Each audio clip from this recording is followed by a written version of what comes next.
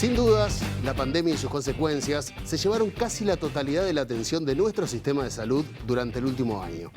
Tratamientos oncológicos, estudios, cirugías y servicios vinculados a pacientes crónicos se vieron afectados y sufren un atraso del que en la actualidad no se ve una pronta recuperación.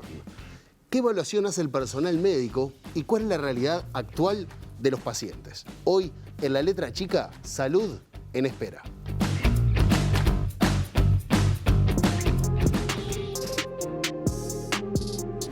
Las principales ONGs de la salud han denunciado que la respuesta a la pandemia de COVID-19 no debe hacerse a costa de desatender a millones de personas afectadas por otras enfermedades o carencias. Estamos viendo pacientes que llegan con patología muy evolucionada, que hace que sea muy difícil su resolución o que incluso condicione su expectativa de vida en cuanto al largo de vida y de calidad de vida. Desde que empezó esta situación, la cirugía se ha frenado. Nosotros calculamos que a esta altura del partido tenemos más de 40.000 cirugías postergadas. Muy importante recordar las 40, 50.000 cirugías que están quedando atrás, la cantidad de pacientes que deben controlarse para prevenir la aparición de enfermedades tipo cáncer, cáncer de mama, cáncer de próstata, cáncer de colon, el plan de vacunación habitual en los niños. Todo eso está sufriendo un retraso y la sociedad va a quedar con un debe. Entonces, en el sector privado, de una muestra de 3, grupos, el porcentaje, si uno toma todo el año, de descenso en personas que hicieron los screenings, andan en el orden de unos 20-22%. Y le estoy hablando de Papa Nicolau, mamografías. Pero hay una epidemia oculta que tapa el coronavirus, que son las otras enfermedades. La pobreza, la desnutrición, la malnutrición que genera obesidad. Vamos a empezar a ver en este tiempo que se avecinan nuevas patologías producidas por la pandemia, también producida por la pobreza, por la falta de trabajo. Hola, buen día, Natalia. Doctora Ponce, de acá de Casmu. ¿Cómo andás? La atención primaria es el gran muro de contención frente a la COVID. Diagnostica, rastrea, vacuna, pero así el nuevo virus arrincona el cáncer. Se diagnostica un 20% menos de casos. Y además probablemente se detecten esos cánceres en una etapa más avanzada, porque pasaron unos cuantos meses, casi un año. Y con una posterior, con un aumento de la mortalidad, ¿no?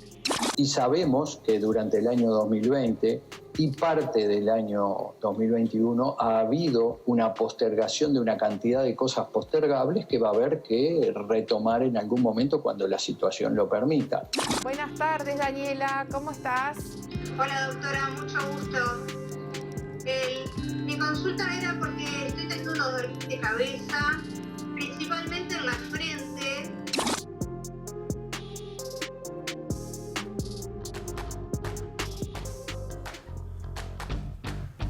Buenas noches, bienvenidos a La Letra Chica. Y en el arranque se dieron cuenta que algo había diferente.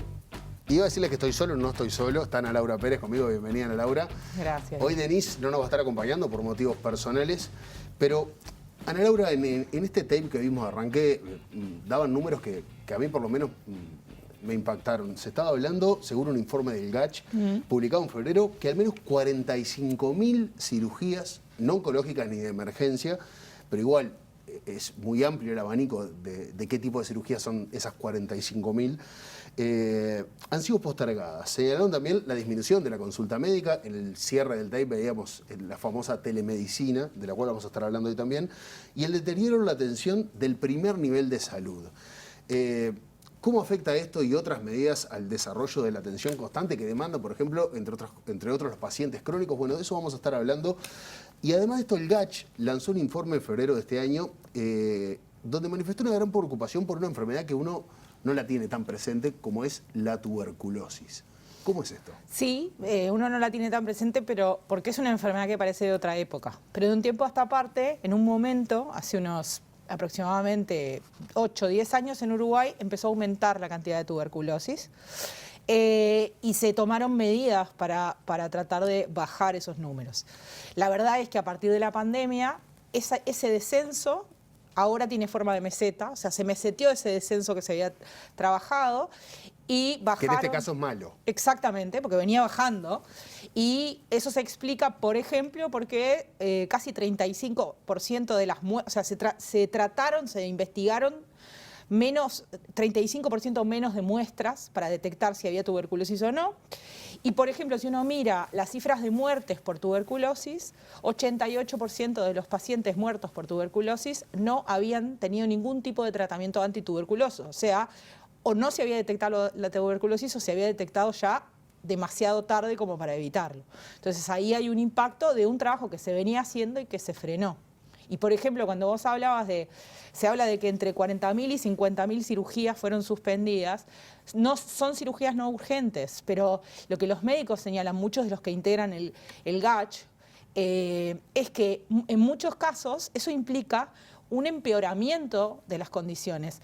Por poner un ejemplo, una operación que es de lo más simple, que sería una apendicitis, demorada puede derivar en una infección, en una peritonitis, en una cirugía de urgencia y en un proceso infeccioso. O sea que en realidad cirugías que son muy simples pueden ir derivando y empeorando. Tumores benignos empiezan a crecer y a tapar lugares, etcétera. O sea que en realidad también después la aproximación a esa operación a veces puede ser mucho más difícil y por ende tener más tasa de riesgo de muerte durante el proceso. También nos vamos a acercar hoy a la salud mental, que tiene mucho que ver. Y una de las causas de estas postergaciones, una de las consecuencias, mejor dicho, de estas postergaciones, también es la angustia. Una persona que tiene una cirugía programada, que quizás no es de urgencia y que quizás no es oncológica, también juega mucho el estrés, miedo. La calidad de vida, prótesis, no sé, cualquier cosa que entre en esas 45.000, seguramente sean para que esas personas ganen calidad de vida y se lo están postergando. Entonces, esa angustia también debería ser por lo menos asistida. Niveles de independencia también, ¿no? O sea, las cirugías permiten de repente ganar independencia, no sé, cirugías de cadera, cosas que pueden esperar, pero que uno se las hace para tener otros niveles de independencia también. Hay números que también son chocantes porque van directo hacia la población más vulnerable.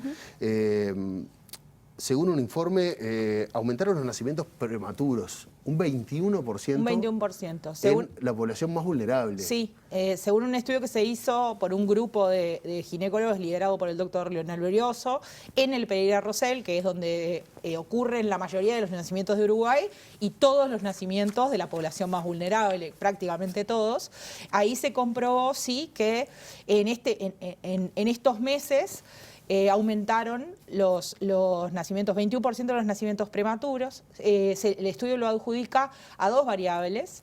La angustia por la crisis económica, que produce un adelantamiento del parto a partir de la angustia que produce no tener trabajo, no tener ingreso, no tener para comer. Y estar esperando un hijo. Exactamente. Y lo que se llama el estrés de la pandemia. El encierro, el agotamiento, también genera niveles de estrés que producen un adelantamiento en el parto. Ahora, también en el Pereira Rosell, que es donde vos bien decís que se dan la mayoría de los nacimientos de nuestro país, aumentaron muchísimo los nacimientos con niños y niñas de bajo peso. Sí. Que a priori uno puede entender que bueno, también puede ser por esto. Obviamente la prematurez trae consigo un bajo peso, pero en este caso son niños a término que nacieron con bajo peso. Y ya se ha explicado por todos lados, desde UNICEF, desde el Parlamento, la importancia de la primera infancia, los primeros 1000 días de vida, entre otras cosas, el peso. No es solamente cuánto pesa el nene. Pero eso también tiene que ver con una baja en los controles. Por ejemplo, según otro estudio que se hizo sobre salud sexual y reproductiva, también liderado por Berioso, una cosa que se detecta, por ejemplo, que se señala, es se advierte acerca de una baja en el control de natalidad, por ejemplo. Y la baja del control de natalidad derivado del hecho de que la gente no concurre a los hospitales a buscar métodos anticonceptivos. En general los que uno consigue en un hospital son los de larga duración, y entonces eso genera más embarazos no deseados. Lo mismo ocurre en algunos casos con los nacimientos de bajo peso, porque lo que baja es la cantidad de controles, el seguimiento durante el proceso de parto también. Algunos otros números que dio el GACH en este informe habla sobre cómo afectó la pandemia la parte de salud de la mujer, los derechos sexuales y reproductivos. Por ejemplo, el año pasado se observó una disminución muy significativa en los exámenes de tamizaje de cáncer, lo que sería un 80% del PAP, un 66% para mamografías. Esto según cifras del GACH. Sí. ¿Qué impacto puede tener eso? Lo que se dice, ese es un estudio que también se hizo en oncología, lo lideró Lucía Delgado, y una de las cosas que ellos señalan es que este tipo de caída en la detección del cáncer pueden producir un crecimiento en la mortalidad que podría estar en el entorno del 15%.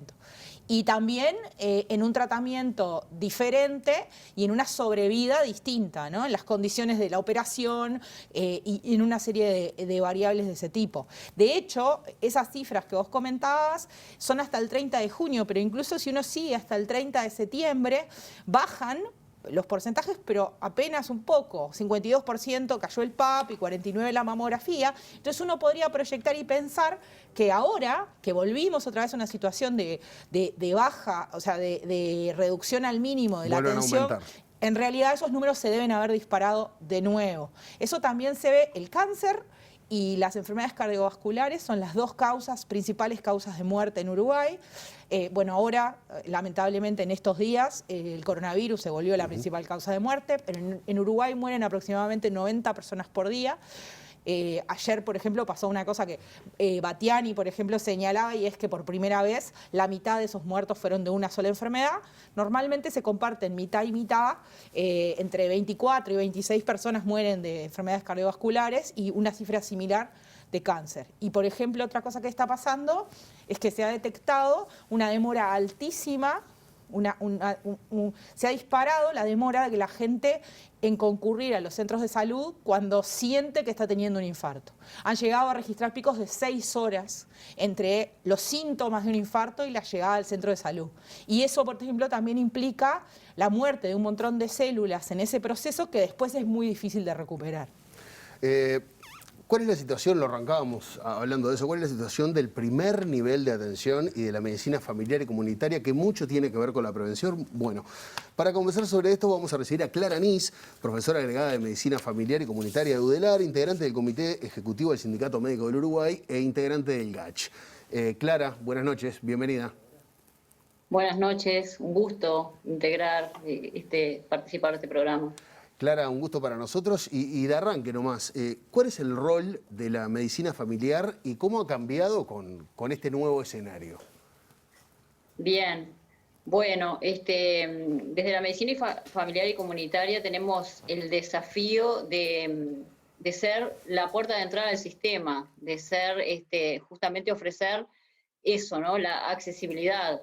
Debe ser el lugar de mayor accesibilidad y tiene como el cometido de dar una respuesta oportuna a los problemas de salud, pero también decías tú muy bien, un rol muy importante en la prevención, o sea, en la prevención y además en la resolución de los problemas de salud que presenta la población. Como características tenemos un conocimiento de la población porque es una población a cargo, desarrollamos una atención longitudinal, entonces hay un conocimiento de toda la población y tenemos ese rol de la atención oportuna, de acompañar los procesos, de acompañar la resolución de los procesos y de anticiparnos a los problemas de salud. Una de las formas es la prevención. ¿Y cómo se ha afectado? Me preguntabas. Bueno, sí. Es claro que ha habido una afectación donde se ha priorizado mucho COVID. Algunas veces decimos, bueno, no todo es COVID porque los otros problemas siguen transcurriendo, pero cierto es, y en estos momentos más aún, COVID es un problema a priorizar. Pero bueno, lo que nos ha pasado es la imposibilidad, muchas veces esa accesibilidad se ve disminuida porque la consulta presencial no está, porque hemos recurrido a la atención a distancia, a la telemedicina, a la atención telefónica, porque es una forma en la que los profesionales de salud no tenemos formación, porque es una modalidad que los usuarios y usuarias no han validado, entonces eso a veces genera barreras en la comunicación y eso ha sido una dificultad. Sumado eso a que no todos los prestadores tienen disponibles dispositivos adecuados para que esa comunicación y esa consulta sea adecuada. Entonces hay varios problemas. A eso también se suma la dificultad en las poblaciones rurales donde no disponen de dispositivos adecuados y donde se han suspendido muchas de las rondas rurales que hacen nuestra especialidad, principalmente en el interior del país, que muchas de ellas apuestan a resolver problemas de salud, pero también a detectar patologías y problemas de salud en forma oportuna. Entonces, ha habido gran afectación, todo lo que hace referencia a la detección oportuna y el acompañamiento en momentos muy importantes de las vidas de las personas, ha sido afectado. Tú decías que la telemedicina ha generado algunas dificultades, que en algunos casos no es posible utilizarla por dificultades que están del lado del profesional o del paciente, pero ¿cuánto, además de esas dificultades, cuánto se puede hacer en telemedicina? ¿Todas las especialidades pueden trabajar en telemedicina? ¿Cuánto cubre la telemedicina? Bien. Nosotros hemos descubierto una oportunidad en esto. Nosotros entendemos que la telemedicina ha venido para quedarse y es un gran aporte a la atención. No puede ser la única modalidad, es absolutamente complementaria. Y hay muchas veces, utilizando la telemedicina, nos permite mejorar la accesibilidad de algunas personas. Entonces, estamos en un proceso de formación en la telemedicina, que hay mucho para desarrollar aún, es muy prometedor, es claro que no puede ser la única modalidad de atención, tiene que ser, tenemos que tener formación y tiene que ser una modalidad validada por la población, ¿verdad? Clara, para nuestra especialidad es una herramienta sumamente valiosa y que aporta muchísimo, pero nos queda mucho por transitar. Clara, supongo que nosotros como pacientes y en esta situación, en este contexto, obviamente intentamos que ir al doctor o intentar consultar, lo estamos dejando siempre como, bueno, si realmente tengo que hacerlo, lo hago. Pero ¿qué pasa con las personas sanas que se hacían controles? Pues yo qué sé, niños, niñas, adolescentes, controles pediátricos, controles ginecológicos, de gente que no está enferma, pero que ese control periódico es obligatorio, es básico en la atención de salud. ¿Qué pasa con esa gente? Ahí está. Gracias por la pregunta. Dentro de nuestros cometidos también está el acompañar a las personas en su salud y eso de los controles, que la palabra no es muy feliz, pero bueno, cuando atendemos a las personas en salud, ha sido también postergado. Hay momentos en la vida de las personas que es muy importante ese acompañamiento. Desde el inicio, por ejemplo, un recién nacido, que no es solo la atención del recién nacido, que eso es mucho, que no es solo los controles antropométricos, que eso es mucho, es toda la atención a la familia. Un recién nacido, un niño que nace en una familia implica un cambio, es una crisis de la familia, donde hay muchos cambios y se requiere mucha adaptación. Y médicos de familia y otros integrantes de los equipos de salud, también pediatras, tienen ese rol. Yo voy a hablar desde mi especialidad, ese rol de orientar a la familia en ese momento que es difícil, que demanda mucho, que a veces genera agotamiento, y eso nos está haciendo dificultoso llevarlo a cabo. Después en el seguimiento y en el control de los niños en toda la edad, en la edad escolar, en todos los momentos surgen requerimientos, surgen dudas por parte de la familia, surgen necesidades de consulta y nosotros tenemos la necesidad de asesorar y orientar, y eso también ha sido de alguna manera postergado. Otro momento, sin duda, fundamental es la adolescencia, y acá me quiero detener, porque la adolescencia es una etapa en la que muchas veces el acompañamiento del médico de referencia, que en nuestro caso muchas veces es el mismo médico que acompañó al adolescente durante su infancia, ese vínculo de confianza, de cercanía, de proximidad, para los adolescentes es un gran recurso. Y en este momento donde, bueno, los adolescentes están sanos, donde hay grandes demandas, en muchas oportunidades han quedado postergados. Entonces, justamente son ellos quienes, la falta de interacción, la inactividad física, los temores por toda la situación, la incertidumbre, muchas veces acá vemos grandes dificultades y acá hemos tenido, de alguna manera, hemos postergado la atención a los adolescentes porque hay menos accesibilidad o por todo lo que ha determinado esta situación de pandemia, y eso es algo que quiero destacar. En esta etapa también la anticoncepción, que si se asocia a la falta de acceso, eso termina determinando embarazos no deseados, justamente en una etapa en la que tanto hemos trabajado y que trabajamos habitualmente. Otras poblaciones, los adultos mayores, es otro grupo etario donde se ha modificado y hemos hecho esfuerzos para hacer el apoyo desde la telemedicina, pero no todos los adultos mayores tienen las posibilidades de manejar los dispositivos. A veces en los lugares donde están ellos, las personas no tienen un lugar como para hacer una consulta donde se puedan interactuar solo con el médico o con la médica o con alguien del equipo de salud. Entonces eso a veces es un problema que eso también contribuye a la disminución de la accesibilidad. Y otro aspecto que está afectado por la accesibilidad, y hablabas de poblaciones adolescentes, por ejemplo, y vulnerables, es la salud mental. ¿Cuánto afectó la pandemia el acceso a servicios de salud mental o apoyo de ese tipo? Y bueno, eso también, ¿no? Y eso en todos los grupos etarios. Esta es una situación desconocida para todos, que genera mucha incertidumbre y que además va siendo acumulativa. La gente ahora está cansada, tiene temor, quiere muchas veces pide la consulta presencial porque no ha tenido buena experiencia, o sí ha tenido buena experiencia, pero quiere volver a la consulta presencial.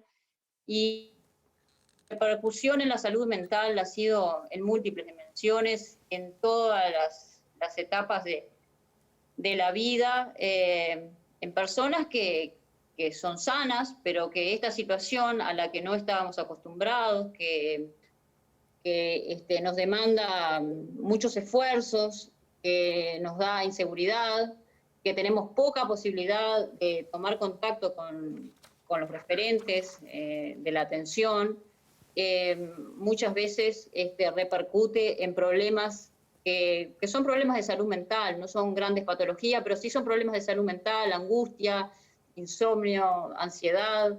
Son problemas pero que sí condicionan la calidad de vida de las personas y condicionan la adherencia a tratamientos, el porcentaje de enfermedades persistentes, enfermedades crónicas, enfermedades no transmisibles, como se llaman, como son la diabetes y la hipertensión, por ejemplo, requieren adherencia, y para adherir es necesario, hay muchas estrategias para lograr la adherencia de las personas y de sus familias. Hay abordajes que son específicos de la disciplina, pero requiere esa interacción y requiere el retorno y requiere el estímulo del equipo de salud.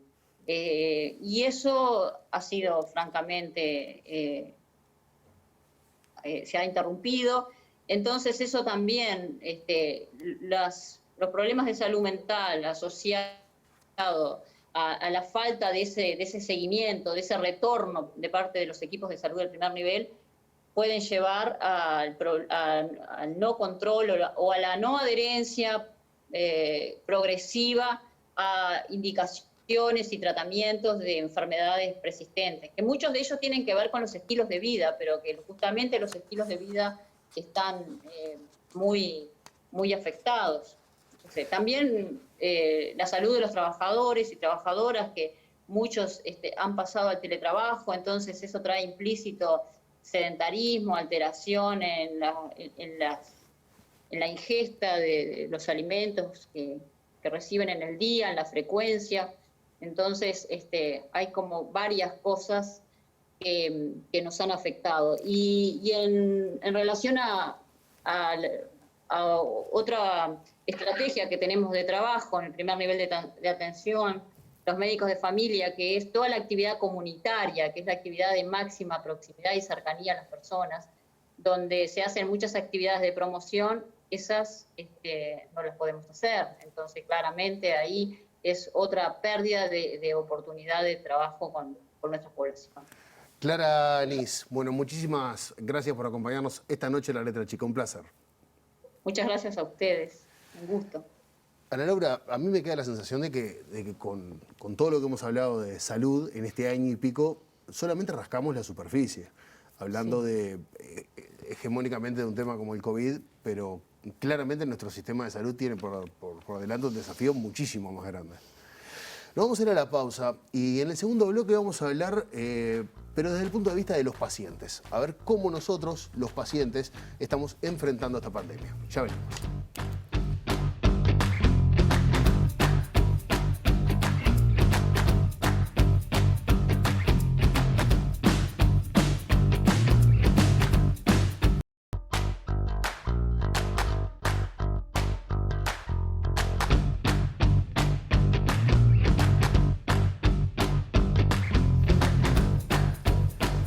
Segundo bloque de La Letra Chica y bueno, nuestra población cuenta con una gran cantidad de pacientes crónicos que necesitan ayuda permanente y constante para alcanzar la mayor y mejor calidad de vida posible. Para conocer cómo se vio afectada esta atención durante la pandemia y por lo tanto cómo disminuyó la calidad de vida de estos cientos de pacientes, vamos a recibir a Claudia Souto, secretaria de la Alianza de Pacientes Uruguay. Claudia, buenas noches. Hola, buenas noches. ¿Qué tal? ¿Cómo están? Muy bien, bienvenida. Claudia, más allá de las dificultades concretas de cada colectivo de pacientes, durante este tiempo se presentaron problemas comunes ante esta situación. ¿Cuáles fueron? Bueno, varios. En primer lugar, me parece que lo más importante a destacar es que ha sido muy complicada el seguimiento de los tratamientos, ¿no? Las personas con enfermedades crónicas necesitamos un tratamiento que tenga determinada continuidad. Con consultas periódicas a los especialistas, con muchas veces tratamientos con medicamentos,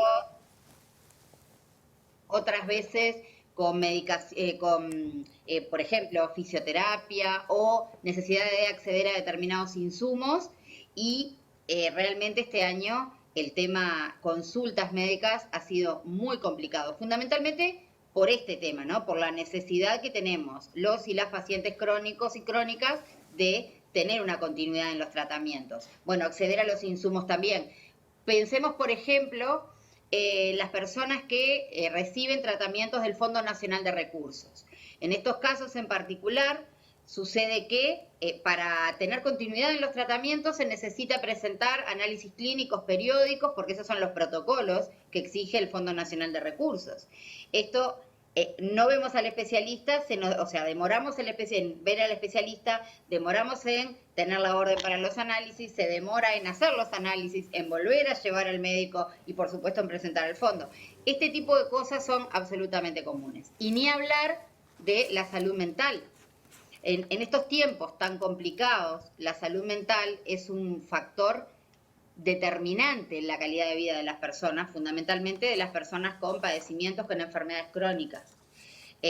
Una consulta telefónica con un profesional de la salud mental, con un psiquiatra, con un psicólogo, realmente es complicada. Y bueno, de ahí para adelante. Ahora, Claudia, estás hablando de algo que para alguien que no es un paciente crónico o que no tiene en su familia un paciente crónico es difícil de imaginar. Porque en una situación normal, todo esto que me estás diciendo implica un desgaste anímico, un desgaste de tiempo, un desgaste de dinero increíble. Ahora, en esta situación tan distorsionada, supongo que el desgaste aumenta a niveles que para muchas personas deben ser difíciles de sobrellevar. Exacto.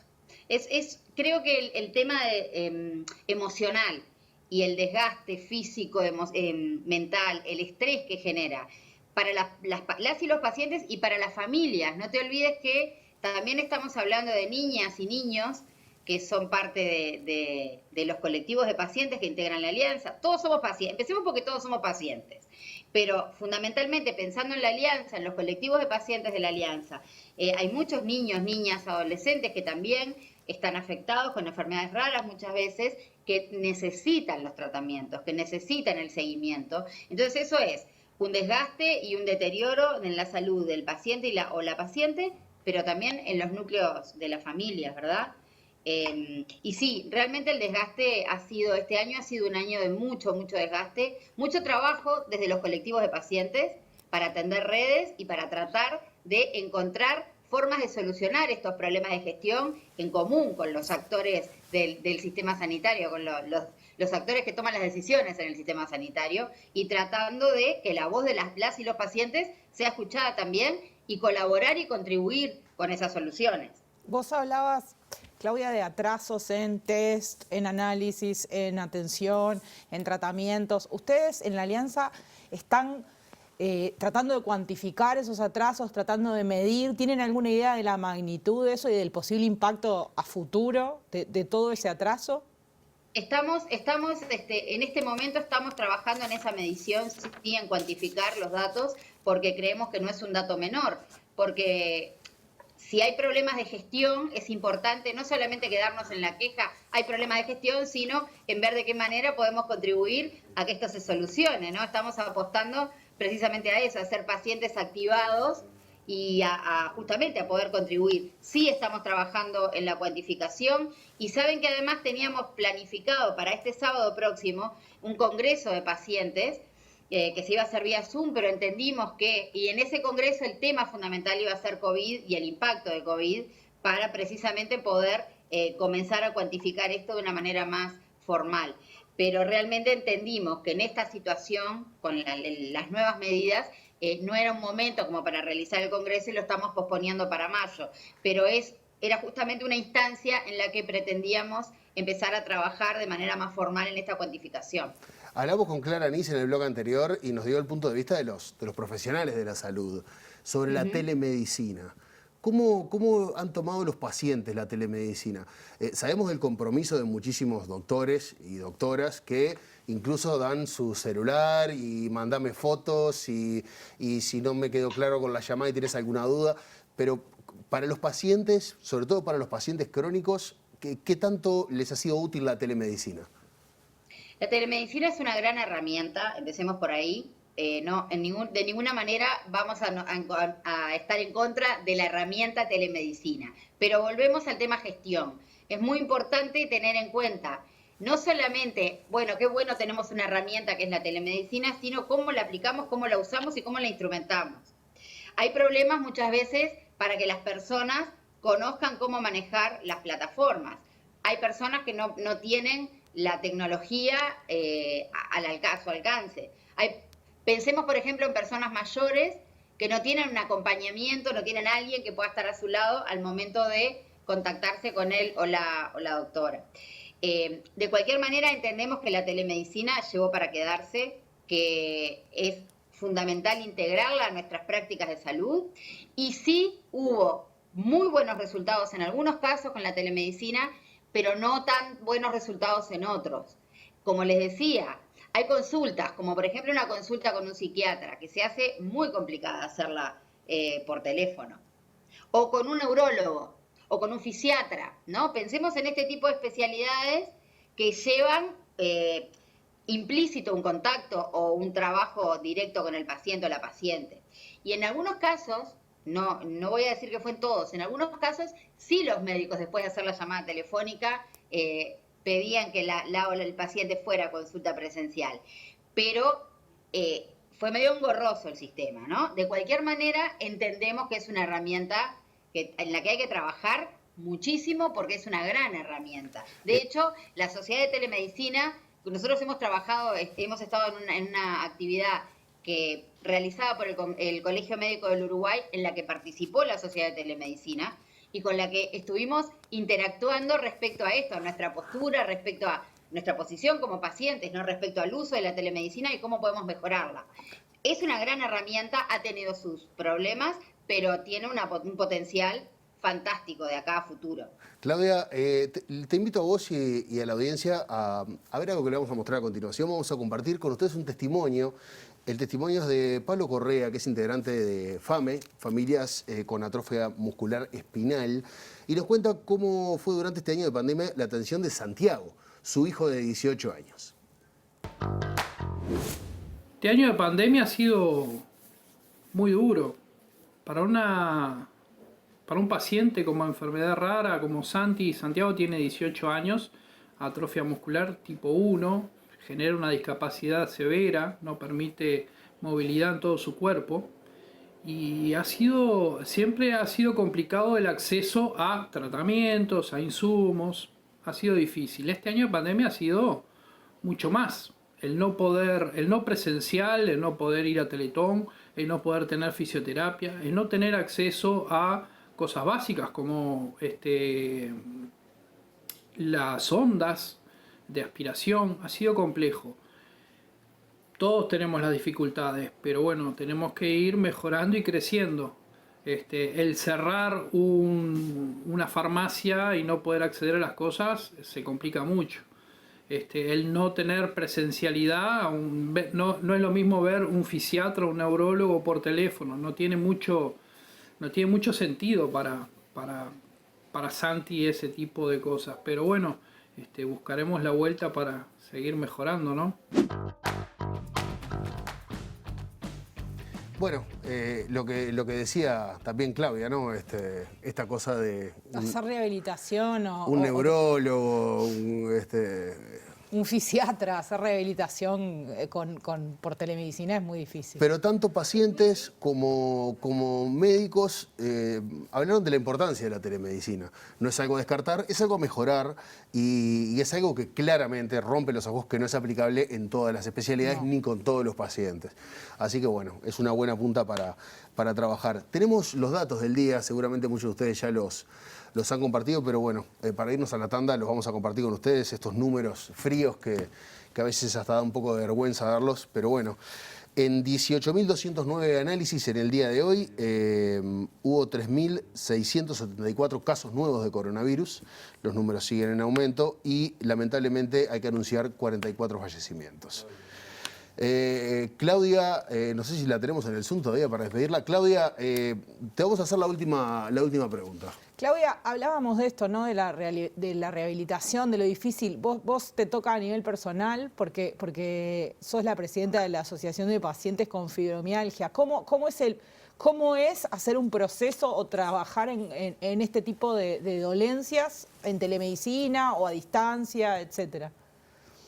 Mira, para el colectivo al que pertenezco, realmente ha sido un año muy duro en todos sentidos. Si se era complicado cuando no había pandemia, realmente fue súper complicado desde que empezó la pandemia en varios aspectos. En lo sanitario fue realmente tremendo. Nuestra patología es una patología invisibilizada por el sistema de salud en general y por la sociedad en general.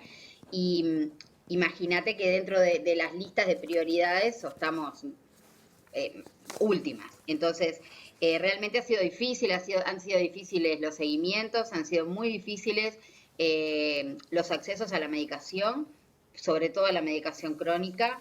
Las consultas con psiquiatra han sido súper complicadas. En ACE, por ejemplo, en todos los prestadores de salud ha habido dificultades, en todos, no hay uno que no haya tenido dificultades, pero quiero específicamente enfocarme en ACE porque reumatología ha tenido realmente bastantes falencias en la atención de las personas con fibromialgia y en otros prestadores públicos también. Y bueno, el desgaste, en el caso nuestro, el desgaste por estrés, el desgaste por eso, por falta de atención, por falta de medicamentos y por falta de tratamiento físico, fue realmente significativo. Tampoco lo hemos podido medir, porque nosotros desde que empezó la pandemia, nuestra asociación empezó a trabajar de manera virtual y todas las reuniones son virtuales, pero el contacto que tenemos permanentemente con las compañeras de todo el país, porque somos una asociación nacional, es realmente para nuestro colectivo es alarmante. Esperamos encontrar soluciones para que, bueno, en el correr de este año empecemos a estar mejor. Bueno, nosotros también lo esperamos de corazón. Claudia, muchísimas gracias por acompañarnos esta noche. Gracias a ustedes y recuerdo que las organizaciones de pacientes son la mejor oficina de atención al usuario en la salud. Entonces es fundamental que cualquier persona que tenga cualquier dolencia, cualquier afectación, cualquier patología, se acerque a su asociación de pacientes, a su organización, porque allí, entre pares, es donde se encuentran las soluciones. Y con la alianza tenemos una voz que nos representa en el sistema y que llegó también para ocupar un lugar en la mesa de las decisiones. Muchas gracias, Claudia. Gracias a ustedes. Ana Laura, en estos dos bloques hubo una pata de la salud que ha sido nombrada por doctores, por médicos y por pacientes, y es la salud mental. Sí. Recuerdo el año pasado que hablamos mucho de salud mental, se habló de suicidio, vinculada al suicidio, vinculada a la depresión, A la ansiedad. a la ansiedad, y después nos olvidamos. Como que la salud mental aparece en los medios y desaparece, pero es un tema que está atrás de todos los temas de salud, sobre todo en una crisis sanitaria. Por eso en el último bloque de la letra chica nos metemos ahí, en la salud mental.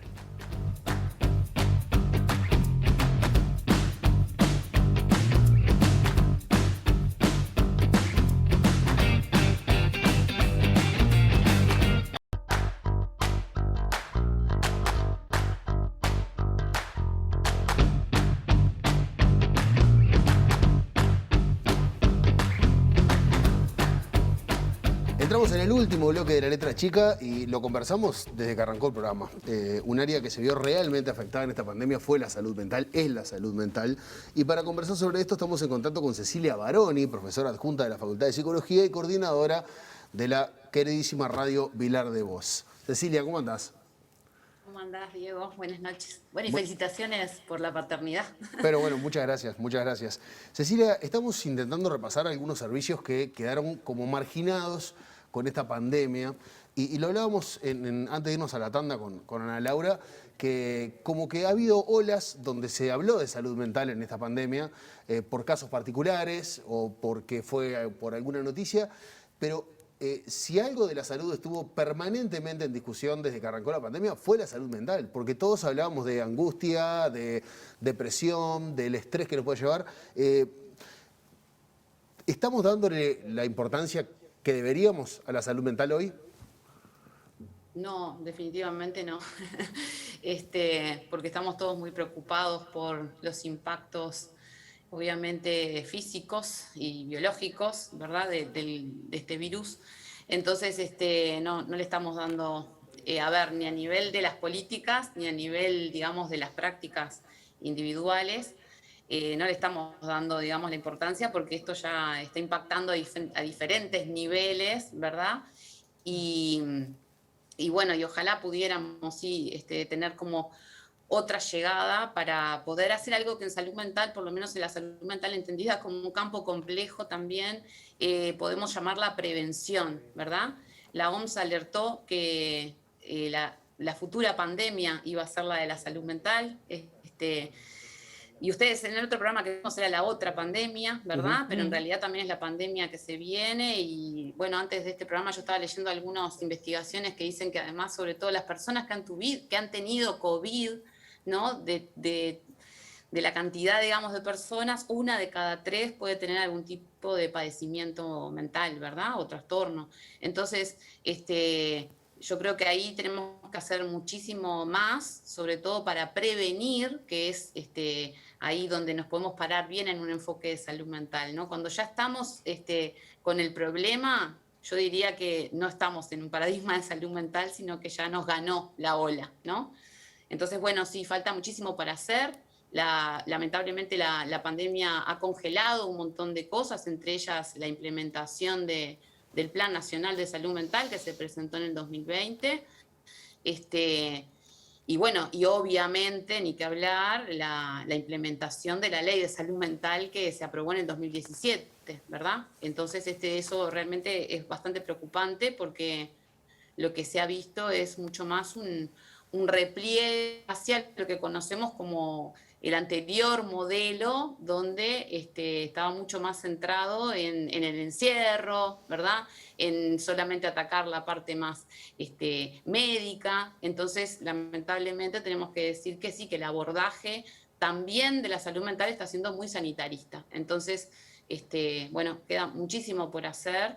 Estamos haciendo muchísimo, eso me consta, y yo creo que en esto de que decíamos que también estamos todos como desbordados, y no solo el sistema, sino en general, digamos, ¿no? Toda la población, digamos, este tema ya está como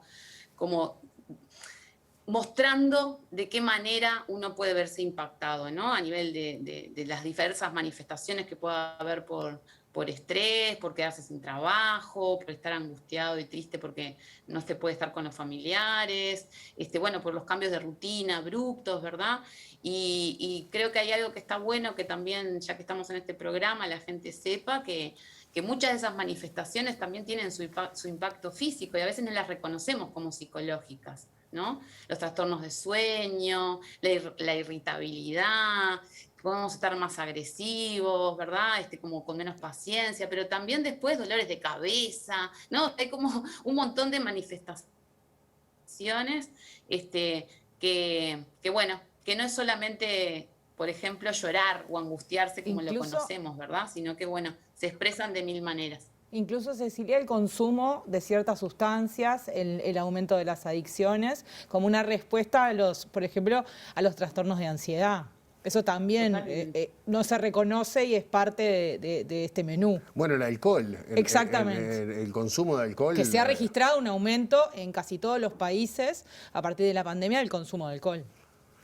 Sí, y que además esto que vos decías también, no solamente, bueno, el consumo en general no, pero también esto que lleva a otro tipo de trastornos, ¿no? La obesidad, bueno, todo eso cómo repercute. Entonces, en general, realmente ojalá lo podamos ver como parte de lo que es el ser humano visto como algo integral, ¿verdad? Entonces lo seguimos viendo como de pedacitos, pero esto que ustedes dicen es fundamental porque también tiene que ver con cómo algo que es normal en todos nosotros, la ansiedad es normal, ¿verdad? Sentir angustia es normal, o sea, bueno, pero cómo la podemos sobrellevar y cómo la podemos ir acompañando es fundamental para poder mantenernos en ciertos cánones que nos permitan movernos, ¿no? Y sobre todo construir ciudadanía en un momento donde realmente estamos todos como muy pasados, pero además también en esto que a veces cuesta mucho, que es verlo como una oportunidad, ¿no? ¿Oportunidad para qué? Para rever algunas prácticas que teníamos, para pensar otras, para valorar otras, pero además... bueno, creo que ahí todavía tenemos como ese debe que con muchas veces este tema de todo el miedo que genera, ¿no? El contagiarse, contagiar a otros, nos hace no valorar todo lo que realmente nos hace bien, ¿no? Y buscar alternativas para llegar a eso, ¿no? Por ejemplo, insistimos muchísimo al principio desde Vilar de Vos, por ejemplo, que el distanciamiento no fuera... emocional, ¿verdad? Que estar cada uno en su casa no implicaba no estar atento a los demás, no poder tener como, no sé, gestos, ¿no? Llamadas, yo qué sé, bueno, juntarse de otra manera, buscar la forma, que tiene que ver con que también esto, y siempre en cualquier problema que tenemos salimos con otros, ¿verdad?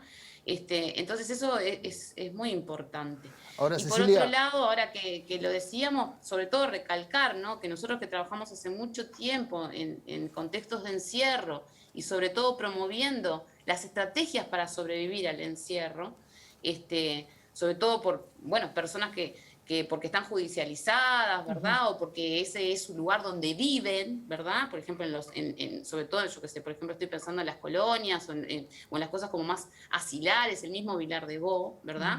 El poder resistir las horas de ocio, ¿no? Cuando te dicen, la cabeza la tengo que tener activa, ¿no? Eso también lleva a que podamos cuestionar esto que todos hoy estamos pidiendo a gritos, que tiene que ver con que no sea tan sanitarista en todas las políticas, ¿no? Ahora, eso pasó. Que pueda haber inversión en cultura, que pueda haber inversión desde, no sé, hay pila de profesores, estoy pensando desde el Ministerio de Deporte, el Ministerio de Vivienda, es como que no se puede tampoco, o no se vislumbra todavía algunas políticas donde podamos aportarle a la gente a cómo pasar el tiempo, sobre todo aquellos que no están trabajando, ¿verdad? Que están en sus casas y que a veces la única opción termina siendo capaz que la televisión o esto que ustedes decían, ¿no? Y el consumo de algo, ¿verdad? Y la soledad. Y eso hace maquinar la cabeza y a nivel psicológico puede hacer aparecer manifestaciones que no conocemos de nosotros mismos y nos asustan muchísimo. De eso te quería preguntar, Estoy pensando Cecilia. hasta, no sé, gente que puede en niveles de encierro empezar a escuchar voces, ¿verdad? Y eso asusta mucho. Asusta Cecilia, mucho porque no lo reconocemos. Te quería hacer dos preguntas. Primero, ¿cómo están tomando las colonias? Nombraste las colonias y al Vilar de Bo. ¿Cómo se está trabajando? ¿Cómo están pudiendo trabajar desde las colonias o desde el Vilar de Bo particularmente? Y lo otro es, hay un tema que ha estado presente durante toda esta pandemia, creo que en estos días más, que es la muerte. Y la estamos viendo como muy presente. Estamos dando números todos los días de uruguayos que se están muriendo. Cada vez los números son más altos. La angustia en particular sobre la muerte. Porque hay una angustia que tiene que ver con la enfermedad, una angustia con no conseguir trabajo, una angustia con la incertidumbre. Pero la muerte, que esté presente la muerte en nuestra cotidianeidad, supongo que también nos afecta de alguna manera.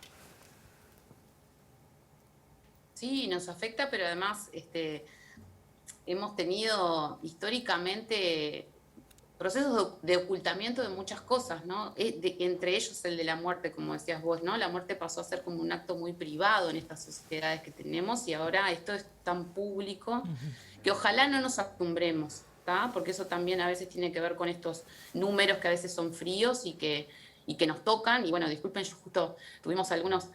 Por ejemplo, una docente que fue de Facultad de Psicología murió hace unos días, ¿verdad? Bueno, gente como más pública también que nos ha como asustado. Y yo creo que en estas instituciones, en el caso de Vilar de Bo y de las colonias, primero que están haciendo todo lo posible, porque tuvieron algunos focos, en poder proteger a la gente que está internada, que mal o bien, yo creo que después ¿se acuerdan el año pasado? Fue una de las primeras instituciones que tuvo un foco en Vilar de Bo, y a partir de eso, que el riesgo era que bueno, lo que estamos viendo hoy en residenciales, ¿verdad? O estamos viendo, hoy también habían focos en cárceles. Entonces, el problema de ese tipo de instituciones es que si el contagio es tan alto, en realidad entonces las muertes pueden ser muchas, ¿no? Y eso es una tragedia. Yo creo que a eso no nos tenemos que acostumbrar, no nos tenemos que acostumbrar tampoco a que la respuesta de la sociedad sea encerrar, pero mucho menos a eso. Pero no me quería ir de esto que ustedes decían. Yo creo que de estas instituciones se está haciendo un esfuerzo sobrehumano por parte de los trabajadores, entre otras cosas porque, a ver, y está bueno decirlo, si bien... ha habido, por ejemplo, aumento de camas y propuestas de un montón de cosas. Eso muchas veces no es aumento de presupuesto y no es aumento de funcionarios, ¿verdad? Entonces eso implica una sobrecarga. Y eso me parece súper importante que lo tengamos en cuenta porque bueno, hay una cosa que hay que hacer, que es reforzar y cuidar a las personas que están cuidando a otras. ¿Tá? Eso me parece, primero, reconocerles el trabajo, pero segundo, cómo las cuidamos, porque eso también es una perspectiva de salud mental. ¿Tá? En salud mental, una de las primeras cosas es que se trabaja en equipo, pero además se cuidan esos equipos. ¿Tá? Y si no podemos estar cuidando, formando, como nos pasó ahora, que esto impacta, porque es algo, dentro de todo, muy novedoso, ¿no? Si bien la salud siempre está acostumbrada a ser los de la primera línea y estar en emergencia, bueno, esto es algo que impacta. Y por otro lado, creo que hay algo que lamentablemente es la cara como más dolorosa de esto, ¿no? Que al abroquelarse estas instituciones, y por el miedo, obviamente, al contagio de lo que podría suceder, no hay visitas, ¿verdad? No hay mucho contacto con el exterior y en el caso, por ejemplo, de Vilar de Vos, que es uno de los proyectos autogestionados que funciona en el Vilar de Vos y que funciona de forma grupal y colectiva, todas esas instancias que tienen que ver con la rehabilitación a nivel grupal no se están pudiendo hacer, ¿no?